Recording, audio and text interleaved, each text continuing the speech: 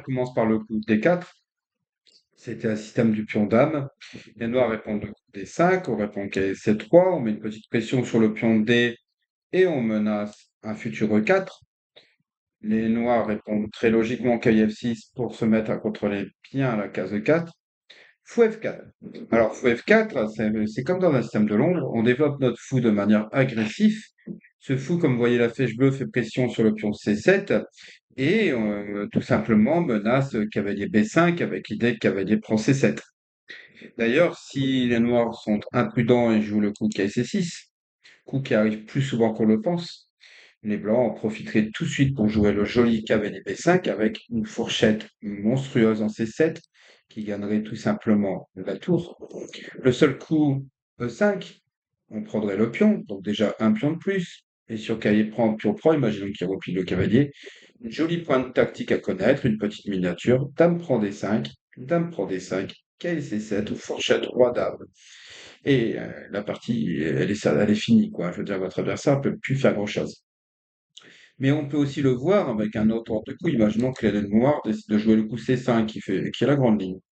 E3 pour protéger le pion D et activer ce fou. Les noirs décident de jouer très imprudemment le coup, et très malheureusement pour eux, le coup K et B5. Ici, K et B5, K et C6, excusez-moi. K et B5 tout de suite avec de nouveau la magnifique fourchette dame A5 par exemple en se disant bon bah je fais un échec et puis au moins comme ça j'attaque le cavalier. Et là on voit l'utilité du coup E3. Ben, notre cavalier ici, il est protégé, donc il est intouchable. Il nous suffit de jouer le coup C3 et après on ne peut plus empêcher véritablement qu'il y ait C7. Et on se rend compte que les noirs vont tout simplement perdre du matériel. Un coup horrible par exemple sur le roi D8 avec l'idée fou C7 échec, il mange la dame. Ou je ne sais pas, par exemple 6 qui est C7 et on gagnerait tout simplement la tour. Donc on voit quand même qu'il y a du piquant dans ce système, il y a de la menace. Et une chose que je peux vous dire, je joue ce système depuis déjà un bon petit moment. Je l'ai joué avec les blancs, d'ailleurs comme avec les noirs, hein. J'ai fait aussi une vidéo pour vous donner un répertoire avec les noirs dessus, enfin contre le système Jobaba, allez la voir, c'est hyper intéressant. Mais je l'ai joué avec les blancs à un niveau de plus de 2000 Elo en national. Et par 2 fois, j'ai eu cette position-là, enfin pas tout à fait cette position-là, mais la menace, l'idée KB5 avec la fourchette. La première fois, je l'ai joué, j'ai gagné la partie. La deuxième fois, j'ai perdu, mais c'était pas dû à l'ouverture, c'était dû à une grosse bêtise. Après que j'ai fait ce qui arrive malheureusement. Mais bon, peu importe. Je l'ai eu quand même 2 fois contre des joueurs à plus de 2000. Donc vous voyez, ça veut dire quand même que c'est des coups qui arrivent assez souvent et ce piège, bah, il fait mal. Il fait mal à beaucoup de joueurs. Et d'ailleurs, vous allez voir que tout l'idée des noirs, enfin, l'idée noire, les noirs vont devoir jouer contre cette idée KB5. On peut commencer à dresser un petit peu un petit tableau rapide, hein, parce que c'est une introduction et on regardera plus en détail la variante de chasse. Un petit tableau de voir les variantes qu'on peut jouer. C5 fait partie des variantes, on va dire des variantes normales. Donc, je vais remettre la position au tout début, comme ça vous allez bien voir. D4, D5, KSC3, KIF6. L'idée fou F4 pour mettre la pression, comme vous voyez avec les flèches bleues. Les noirs ici peuvent jouer le coup, par exemple C5, puisque là, il n'y a pas KIB5. Puisque sur KIB5, comme on n'a pas le fou qui protège ici, on l'a pas, les noirs joueraient tout simplement dame, échec, et sur C3, ils prendraient le cavalier. Donc ce serait donc il faut revenir avec le cavalier, et là, bah là, on aurait une mauvaise position, puisque le cavalier en E4 peut venir très facilement, on peut jouer aussi C, prend D4, enfin bref, on voit que les noirs, ils sont beaucoup mieux, tout simplement. Donc il faut pas se précipiter non plus, il faut le faire dans de bonnes conditions. Quand le pion C5 est poussé, il faut le faire avec le coup E3. C'est pour ça qu'on joue E3 ici, on renforce le pion D4 et en même temps, on protège le futur cavalier P5 si besoin, si on a besoin. En règle générale, ici, les noirs s'embêtent pas, prennent le pion, on prend. Et ici, plein de coups sont possibles. Vous voyez un petit peu tous les coups que je vous ai mis là. On peut jouer le coup A6 pour empêcher KB5. On peut jouer le coup KSC6 puisque là, ce KSC6, on pourrait parer la fourchette. Très simplement, par exemple. Ah, on peut pas jouer le coup KSC6, excusez-moi, je dis une bêtise, on peut pas jouer le coup KSC6 tout de suite, hein. C'est A6, le coup vert, et ensuite les coups qui restent. Excusez-moi, je vous ai dit une bêtise. On est obligé de jouer cavalier A6 pour pouvoir empêcher KB5, et ensuite on joue à KSC6, ou E6, ou fou F5. Peu importe en vérité. Ici, il y a plein de coups qui se jouent. C'est une variante indépendante qu'on pourra voir dans d'autres vidéos si ce genre de vidéo vous plaît. Bien sûr, n'hésitez pas à me le dire en commentaire. Et n'oubliez pas aussi de vous abonner, hein. C'est très important, hein. Comme je vous ai marqué, c'est le carburant de ma chaîne. Donc, à part ces 5, on peut regarder aussi un autre coup. Pourquoi pas le coup un peu plus, enfin, le coup qui arrive souvent, le coup A6, comme ça, on n'est plus embêté avec ça. Sur A6, les blancs vont tout simplement continuer par E3, et là, on voit toutes les petites possibilités que j'ai mis, toutes les petites flèches et tous les coups possibles. P5, C5, E6 ou F5, G6. Alors, je sais que ça paraît beaucoup de flèches, beaucoup de théories, mais ne vous inquiétez pas, en vérité, là, je bava, c'est un jeu d'idées. C'est-à-dire que vous n'avez pas besoin obligatoirement de tout maîtriser au niveau de la théorie. Il faut juste comprendre les idées, comprendre le plan et la disposition des pièces blanches. Il faut juste déjà se rappeler des premiers coups de base que je vous remets, encore une nouvelle fois. Je sais que ça fait un petit peu beaucoup, mais c'est pour vous marteler le coup. Je commence par des 4, je sors mon cavalier ensuite. Quand il met son cavalier, je mets mon fou dans des vidéos plus poussées. Et si, bien sûr, ça vous plaît, puisque si la vidéo vous plaît pas, je vais pas plus bas. Je vous montrerai d'autres lignes où les noirs ne jouent pas obligatoirement D5 ou cavalier F6. Un répertoire complet avec la Jobava, système Jobava ou les idées de la Jobava. Donc je disais, donc D4, D5, KS3, KE6, fou F4. Dès qu'on a fait ça, on sait que notre plan, ça va être de mettre un pion en E3, des fois de mettre un cavalier en B5. Notre cavalier va pouvoir venir en F3 ou en E2 et notre fou en D3. C'est à peu près ce qu'on doit savoir. Et c'est à peu près tout ce que vous avez besoin de savoir en vérité, mais il est quand même bien de regarder la vidéo pour avoir un peu plus de détails. Donc je disais sur A6, tout simplement, vous développez par O3, enfin vous ouvrez votre diagonale, et sur par exemple un coup comme B5, bah, c'est pas très grave. B5, vous avez plein de coups, vous pouvez jouer cavalier F3 par exemple, c'est pas très dangereux B5. Sur C5, bah, toujours pareil, vous pouvez là, sur C5, un tout petit truc à savoir, quand il y a le pion A6 qui a été joué, vous pouvez prendre. Tout simplement parce qu'après ça, on va se développer. Cavalier F3, si j'arrive à le jouer. Et ce qu'on va se rendre compte, je ne sais pas ce qui s'est passé, ce qu'on va se rendre compte dans cette position, c'est qu'on a déjà une avance de développement. Les noirs ont fait le coup A6, le coup dame A5, le coup dame C5, ça fait quand même un, 2, 3 coups. Et bien sûr, le coup C5, 4 coups. Pendant ce temps-là, nous, on a fait une prise de pion, donc on va annuler le coup C5, mais on a développé un cavalier, un fou, et on est sur le point de roquet.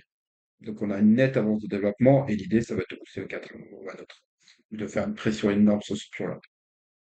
Donc on est plutôt pas mal. Si c'est une position plus ou alors, l'ordinateur vous mettra toujours plus ou moins égal, mais c'est une égalité dynamique où les blancs n'ont vraiment pas de difficulté. Donc à part le coup C5, ils peuvent aussi jouer E6, pourquoi pas. Alors E6, je vous montre juste, alors tout ça c'est des vidéos que j'approfondirai plus tard, hein. C'est plutôt des variantes que j'approfondirai plus tard sur la vidéo, mais juste pour vous donner les idées, je vais vous donner le petit coup G4 ici. G4, c'est un coup hyper intéressant.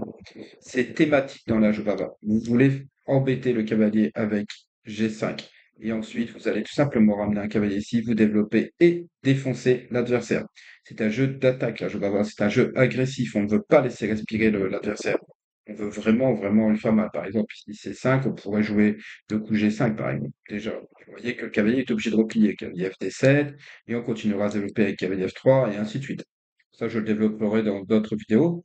Mais sachez que en jouant ce système, vous allez attaquer, agresser, vous allez gagner beaucoup de parties avec des miniatures souvent. En tout cas, c'est tout le mal que je vous souhaite.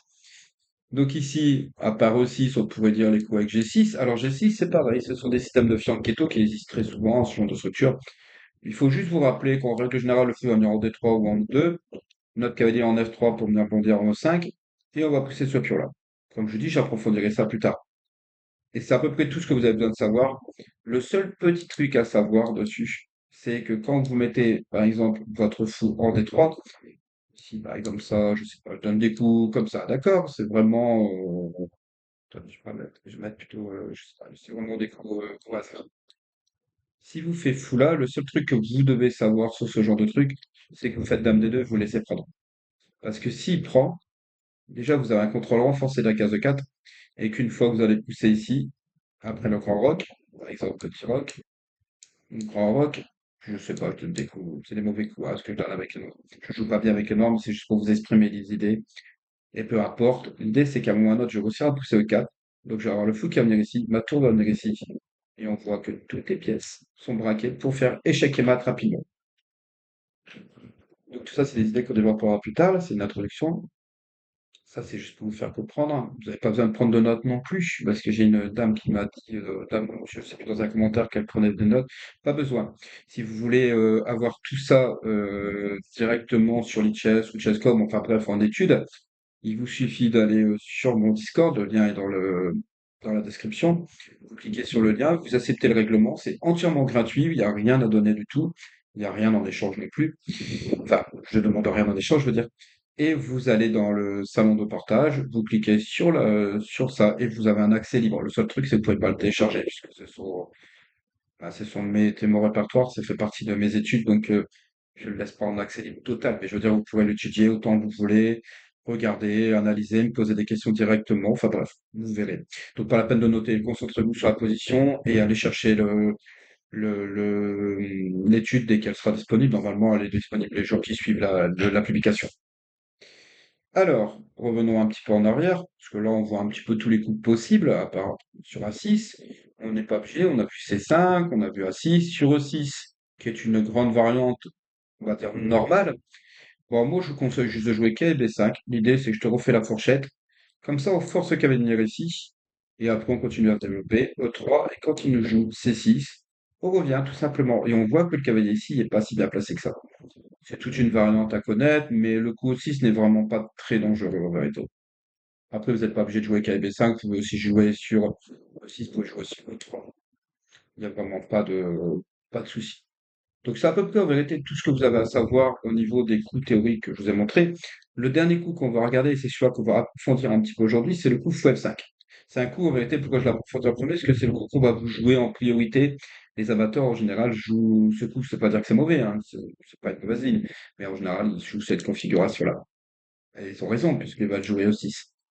Ici, moi je vous conseille de jouer tous ces deux coups F3. L'idée des F3, c'est quoi? C'est de pousser G4, H4 et d'aller enfermer ce fou. Contre un joueur mal préparé, vous pouvez gagner même. Le coup E6, c'est le coup logique dans cette position. G4, on attaque le fou. Donc il est obligé de replier. H4, je menace. Excusez-moi. H4, voilà, je vous expliquerai toutes les petites flèches, mais je menace H5. Alors, je vais toutes les enlever comme ça, je vous montre bien. Je menace H5. Donc ici, pas le choix. Les noirs n'ont pas le choix. Soit ils se trompent, ils jouent un coup, quel qu'elle soit le coup, et ils se prennent H5 et perdent une pièce et certainement la partie, ce qui peut arriver. Ou soit ils décident de bien de sauver leur fou et ils ont deux coups à leur disposition, le coup H5 ou le coup H6. Ces deux coups, en vérité, les idées sont similaires. C'est pour ça on va les traiter, mais on va pas approfondir tout. C'est vraiment juste pour vous donner des idées. Sachez juste que le plan des blancs, donc après H5 ou H6, le plan des blancs est simple. Je vais pousser mon pion E3. En règle générale, mon fou va venir en D3. Je vais le mettre dans une autre couleur, comme ça on verra bien. Pour pouvoir proposer l'échange. Mon cavalier va venir soit ici, ou soit en E2, ça va dépendre, pour prendre la place du fou des fois. Et à un moment ou à un autre, je vais avoir soit H5, soit G5. Madame, je ne sais pas trop encore où elle va disposer, mais on va dire par exemple en D2, et le grand roc. Et dès que vous avez compris ça, c'est-à-dire fou D3, E3, fou D3, H3 par exemple, grand roc, puis ensuite G5, H4, ou mieux encore, E4 si on arrive à le faire, bah, vous avez tout compris. Vous savez comment jouer ce système-là. Il n'y a vraiment pas de plus de choses à savoir. Vous avez le plan avec les blancs. Donc si on regarde un petit peu, on va dire H5 par exemple, c'est le coup qu'on joue le plus. En tout cas, moi, c'est le coup qu'on m'a joué le plus dans les parties. D'ailleurs, je suis à 100% de victoire cette configuration-là, pour vous dire que c'est vraiment pas difficile. Là, il vous menace de prendre le pion, donc bien sûr, vous poussez le pion G5. Le pion G5, vous attaquez le cavalier F7 par exemple, c'est un des coups aussi mélanger 8, mais ça change rien à la position en vérité. Donc on continue notre plan. E3, c'est notre plan classique. Ici, j'ai mis par exemple le coup C5. Pourquoi pas? Fou D3, attention, je menace de manger ton fou. Et si par exemple, alors ça c'est un truc que je donne pour les joueurs un tout petit peu, enfin qui connaissent pas trop ce genre de position, puis on prend, c'est extrêmement dangereux cette structure-là que vous avez avec les noirs. Tout simplement, pourquoi? Parce qu'à un moment ou à un autre, on va réussir à venir attaquer ces pions-là. Voilà, C4 nous empêche d'un D3. Mais regardez, si par exemple je vais mettre avec un autre pour que ça soit peut-être plus clair. Ok, C6. Tu prends, puis on prend, et là directement la dame elle peut venir ici. Donc déjà, vous voyez que ça commence à vraiment être vraiment chaud. On va faire ça. Et ces attaques-là, malheureusement, bah, elles sont Elles sont un peu compliquées à jouer pour les blancs, pour les noirs. C'est pour ça qu'ici, dans ce genre de partie, les noirs cherchent pas à comprendre. Ici, la plupart du temps, ils prennent le fou. Nous, on reprend avec la dame. Alors, on peut aussi reprendre avec le pion. Dans certains cas, ça existe. L'idée de reprendre avec le pion, c'est ça. Mettons, je sais pas quest c'est de prendre comme ça et sur fou prendre, de rejouer avec des 4. C'est une bonne idée. Bon, là, on va regarder plutôt dame prend D3 que sur H5, on aime bien dame D3. Pourquoi? Parce que toute l'idée de cette position-là, c'est de pousser ce pion-là. Si on arrive à faire G6, bah, on est très très bien avec les noirs, avec les blancs. On a même une excellente position. Et d'ailleurs, souvent, les gens jouent C6 et le G6 arrive très rapidement, hein. Là, on a vraiment le G6 qui menace F6 et on voit que ce pion-là est très affaibli. Donc là, je vous ai mis une petite... je sais plus ce que j'ai mis dessus. Bah, je crois que c'est ce que j'ai mis. Oui, bah, c'est exactement ce que j'ai mis. On va pas aller plus loin dans cette position. Sachez juste qu'après, on va continuer avec le cavalier là. Des fois, le fou se replie, le cavalier prend la place. En gros, c'est ça. On va regarder tout de suite H6, puisque c'est le principal et c'est la partie c'est une partie qu'on va suivre. C'est pas une partie de grand maître, hein, c'est une partie comme ça qu'on suit. Donc H6, qui revient un peu au même. La différence entre H6 et H5, c'est que H5, on est obligé de pousser G5, tandis qu'H6, on a le temps de pousser ces pions-là. Donc on va continuer avec E3, notre plan, C5. Alors, j'ai mis C5, il y a plein d'autres coups, mais C5 fait partie des coups, on va dire, logiques. Ici, il y a une partie que Jobava a joué contre Mamed Yarov. Je crois que je vous l'ai mis. Et dessus, il joue l'idée, lui, il joue le coup H5. Moi, j'aime pas trop le coup H5. Ce que je vous conseille, c'est le coup KD5 ici. C'est beaucoup plus simple. Vous allez voir, c'est plus agressif. Le cavalier vient ici. Pourquoi en vérité on fait ça, le mettre le cavalier ici? D'un point de vue positionnel, ce cavalier-là, il est mal placé. Il est hors jeu. Tandis que mon cavalier qui est là, on voit que lui, quand même, il contrôle des cases. Et on peut facilement venir le protéger avec A4, tandis que les noirs ne peuvent pas le chasser avec le pion, vu que le cavalier est là. Donc c'est compliqué. La tour ne peut pas bouger non plus. Je vais mettre d'autres couleurs parce que ça fait... Hop, je regarde un peu les couleurs. La tour ne peut pas bouger non plus, parce que le cavalier prendra en A7. Donc vous voyez, ce cavalier-là, excusez-moi du terme, il est un peu chiant. Il est un peu ennuyeux. Et l'idée, après qu'il y a 6, c'est quoi? Je joue C3. Et je te prends la case de ton cavalier. Parce que tu aurais pu avoir des idées de me faire pareil, une fourchette en C2. Donc on voit que là, l'enfermement de ce cavalier, c'est l'idée principale. Ça, c'est l'idée que vous pouvez retenir, vous verrez dans plusieurs variantes d'H-Baba, vous l'avez aussi dans des systèmes de Londres avec KIA3, KIB5 et A4 qui viennent. Parce que de toute façon, la Baba, c'est un système de Londres, on va dire, survitaminé, quoi. On essaie de jouer un système de Londres, on va attaquer à fond.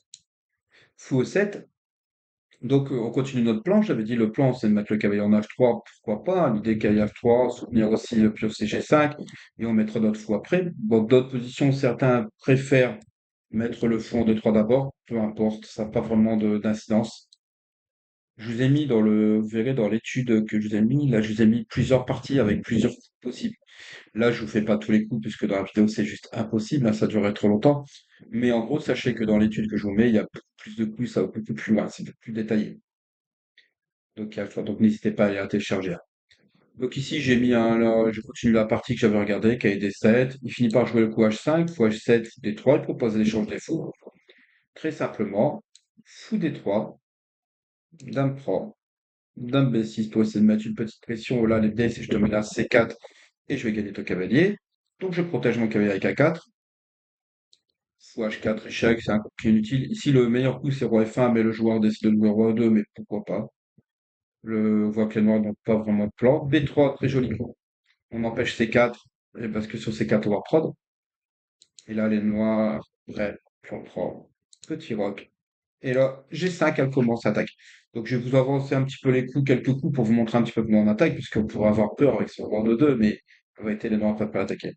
E5, fou E3 pour quand même menacer la prise ici et pas se prendre le prise du fou. H prend G5, H6, G6, H6, c'était pas le seul coup, hein. D prend E5, caisse tape C6, tour D1, vous voyez, ça va très simplement monter. Et le joli petit coup E6. Pourquoi? Parce qu'il y a la dame qui est en G6 derrière. Si vous prenez, par exemple, faites ça, et ben là, c'est fini. Donc c'est plutôt joli comme coup aussi, ça. C'est des petites tactiques que vous pouvez retenir. Des thèmes que vous pouvez retenir. KIE5, dame prend D5, puis là ça continue comme ça. Je me suis arrêté là parce que ça sert à rien d'aller plus loin. Alors, les blancs ils ont fini par s'imposer très facilement dans cette position. Donc on voit que le système Jobava, c'est un système extrêmement agressif. C'est vraiment, c'est vraiment taillé pour les joueurs qui veulent tout de suite en découdre, mais vous pouvez aussi jouer de manière positionnelle pour les joueurs qui sont un peu plus calmes. À vrai dire, ça n'a pas vraiment d'incidence. Donc vous voyez que la variante de chasse que je vous propose là, c'est une variante qui est hyper intéressante. N'hésitez pas à me dire en commentaire sur ce genre de vidéo vous plaît, et surtout si vous voulez voir beaucoup plus sur ce système-là. Et juste un dernier petit point, parce que je sais que certains vont pas pouvoir s'empêcher de me le dire. Effectivement, j'ai fait une vidéo qui parle du répertoire à clé noire contre l'âge bava. Mais c'est tout à fait logique, puisque je suis un joueur qui joue sur D4, D5. Donc obligatoirement, je fais face aussi à l'âge bava. Et j'ai voulu tout simplement donner ce que je considère être comme la meilleure ligne sur l'âge bava. Je vais vous la montrer tout de suite. Et je vous invite surtout à aller voir la vidéo que j'ai fait. C'est le titre, alors bien sûr c'est un titre un peu racoleur, on va dire. C'est Explose la Jobava. Attendez, je vais vous remettre à zéro, ça va plus vite. Mais ça explose pas la Jobava, hein. Ça donne une position bien, une belle position. Après, il faut vous dire de toute manière que dans tous les systèmes que vous pouvez jouer, si le joueur en face connaît et joue les meilleurs coups possibles, la position va tendre vers l'égalité. Ce qui est normal. Sinon, dans ce cas-là, on prend les blancs, on gagne à chaque fois, et puis c'est tout, quoi. Je veux dire, il n'y a pas vraiment de problème. Donc moi, ce que je joue et la vidéo que je vous propose, l'autre vidéo que je vous propose avec les noirs, si vous jouez des 5, allez la voir, c'est vraiment intéressant pour tous ceux qui ont du mal contre la Jobava. C'est bien sûr jouer ça. Donc là, c'est couleur inversée. Là, je vous la propose avec les noirs. Puis on prend le coup A6 pour empêcher plus qu'il y ait B5. Et une fois qu'on a joué le coup A6, ici les blancs jouent cavalier F3 quasiment tout le temps. Moi, je propose le KC6. Et ici, normalement, ici, les blancs vont jouer cavalier E5. Avant, dans ce système-là, on jouait fou F5, fou G4. Je vais pas aller plus loin, aller voir la vidéo. Moi, je propose le coup fou D7. J'explique pourquoi on joue le coup fou D7. En fait, c'est un coup de grand maître. D'ailleurs, il a été joué il y a tout récemment dans une partie et je crois que c'est les Noirs les Noirs ont gagné. Alors, je sais plus dans quelle partie exactement. Bref, vous allez voir dans l'actualité. Mais c'est une variante de grand maître. C'est vraiment important. En vérité, l'idée, c'est quoi? Je vous l'explique dans 2 secondes. Comme on ne sait pas quoi faire de ce fou quand il dit en F5, vous le verrez dans les lignes que je vous proposerai avec les blancs. Bah, il y a le fou G4 qui arrive, qui est très dur à jouer. Le fou G4, bah, pareil, il ne sert pas à grand-chose. Et on ne sait pas quoi faire de ce fou-là. On sait qu'on va jouer au 6, mais on ne sait pas quoi faire. Et sur la prise là, on n'a pas envie de reprendre du pion, on a envie de reprendre une pièce. Donc, fou D7. Ça, tout simplement. Donc, c'est ce que je considère la meilleure ligne. Donc, tous ceux qui pensent que je fais un système pour puis un autre et que c'est pas cohérent, bah, si je propose un répertoire avec les noirs et avec les blancs. Voilà, c'était juste un petit entre guillemets. Donc, n'hésitez pas à me dire en commentaire si ce genre de répertoire vous plaît. N'hésitez pas aussi à vous abonner, à liker, à commenter et à partager. Ce serait vraiment sympa. Ça me permettrait enfin, ça permet de faire progresser la chaîne. Et moi, je vous dis à bientôt dans des prochaines vidéos avec la Jobava et d'autres vidéos aussi. Et n'oubliez pas que je fais aussi des lives sur TikTok, bientôt sur YouTube aussi, le mardi et le samedi soir. Allez, à bientôt.